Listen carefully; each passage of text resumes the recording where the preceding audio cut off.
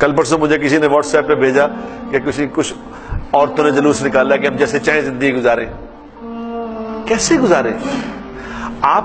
انہوں نے کہا انہوں نے لکھا ہے کہ میرا جسم میری مرضی، کہ جو مرضی کروں. بھئی یہ آپ کا نہیں ہے، یہ آپ کا نہیں ہے.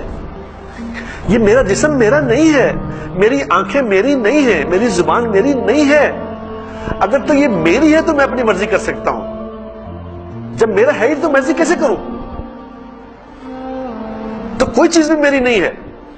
ہر چیز کا پیدا کرنے والا کون ہے؟ اللہ. ہر چیز اللہ کی ہے. میری آنکھیں اگر اللہ نہ چاہے کہ یہ آنکھیں دیکھ سکتی ہے؟ جس کی اللہ آنکھیں واپس لے لے.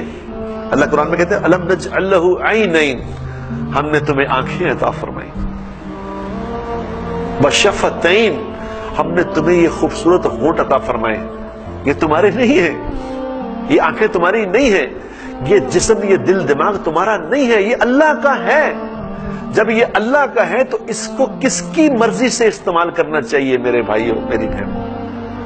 خدا کے لیے عقل کریں. کچھ ہم عقل کریں کہ مجھے کس نے پیدا کیا ہے، کیوں پیدا کیا ہے، مجھے یہاں کیا کرنا ہے اور کیسے کرنا ہے، کیا بولنا ہے کیا نہیں بولنا، کس وقت میں مجھے کیا کرنا ہے، یہ سب سیکھ کے کرنا تھا.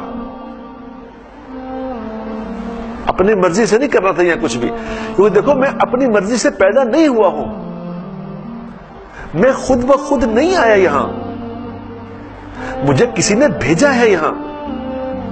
میرا یہاں آنے میں کوئی کنٹریبیوشن نہیں. یہ بات اگر اسی بات پہ غور کر لینا تو اگلی ساری بات سمجھ آ جائے گی کہ مجھے کس نے بھیجا یہاں. کیا میں نے اللہ کو درخواست دی تھی کہ مجھے دنیا میں بھیجا جائے، یعنی میں دنیا میں جانا چاہتا ہوں مجھے بھیج دیں؟ مجھے تو کچھ پتہ ہی نہیں. میری تو آنکھ کھلی، جب میری آنکھ کھلی تو مجھے پتہ چلا میں دنیا میں آ گیا ہوں. اب بتاؤ میرا کیا کنٹریبیوشن ہے؟ مجھے کیسا بننا تھا؟ مجھے مرد بننا تھا، مجھے عورت بننا تھا، مجھے خوبصورت بننا تھا، مجھے عام انسان بننا تھا، مجھے صدر بننا تھا، مجھے وزیر اعظم بننا تھا، مجھے ملازم بننا تھا. کسی نے پوچھا یہ بات؟